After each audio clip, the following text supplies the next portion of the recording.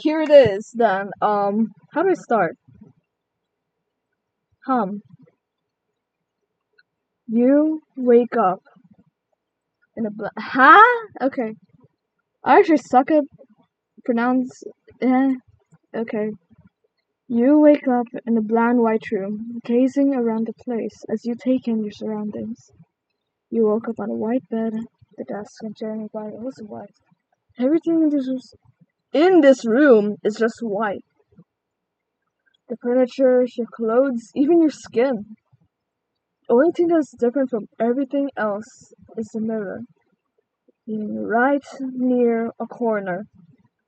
You approached it, taking in your own appearance as you see yourself having white short hair and no face at all. You don't even know your expression as you scurried back from the mirror, touching where your face is supposed to be, and you stop. As you stared at the ceiling, right at something, or someone. Or someone?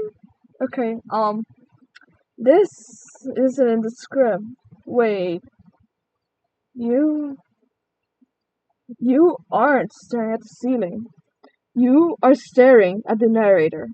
You stare right at me, with that blank canvas of a face. Then, you suddenly stand, as you suddenly climb the walls, approaching closer and closer to the ceiling.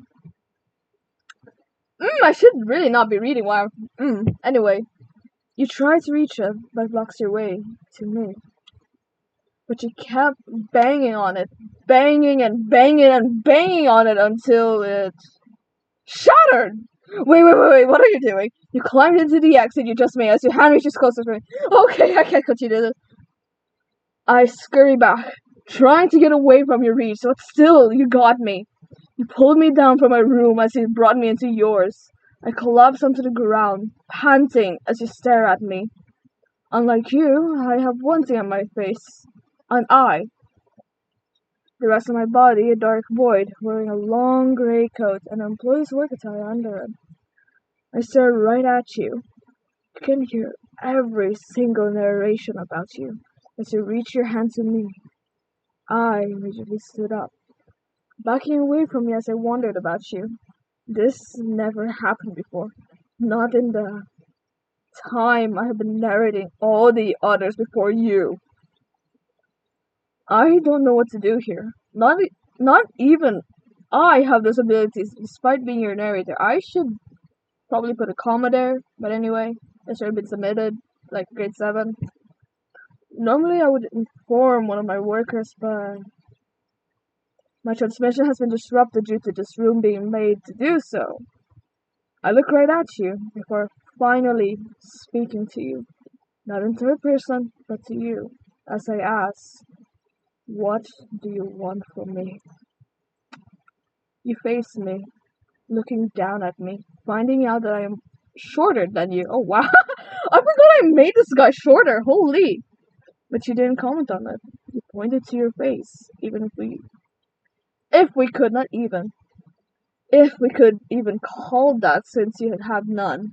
You want a face? I ask, as I see you nod. I stare at you. I don't have the ability to give you an actual face, but I do have one thing. A marker. I pull out the marker from my pocket, approaching you as he just drew you a face. A simple, smiley face. And to my surprise, your face goes animated. You're able to blink and to move that smiley mouth. I stare at you for a moment. I never realized this marker could do that. Normally just uses to note down every adventure all the others had before you. I watch as you roam around the room, knocking on the walls, the desks, and even tried kicking the bed for some reason. Of course, as you kicked the bed right at the support, which was made of steel, you immediately curl up in pain. I just stare at you, curled up on the floor, your face expression changing to one of a frown. I face away, holding in my laugh as I see you in this predicament, but I compose myself. I need to find a way out of here after all, but how? I look up at the ceiling. Oh my god! I look up at the ceiling, the forced opening you made, now closed. I looked over at you, walking up to you as I lend you my hand. Oh my god, I read that as end you in my mind. Lend you, okay. You soon taken it. Standing up while looking at me. I look at you, blinking, before finally speaking up. How did you tear up an opening like that? Can you do it again by any chance? You only stared at me in response before showing me your fists. Both of your knuckles bruised badly. Bleeding and inky substance too. I see. I guess I have to find another way. I mumbled under my breath before looking.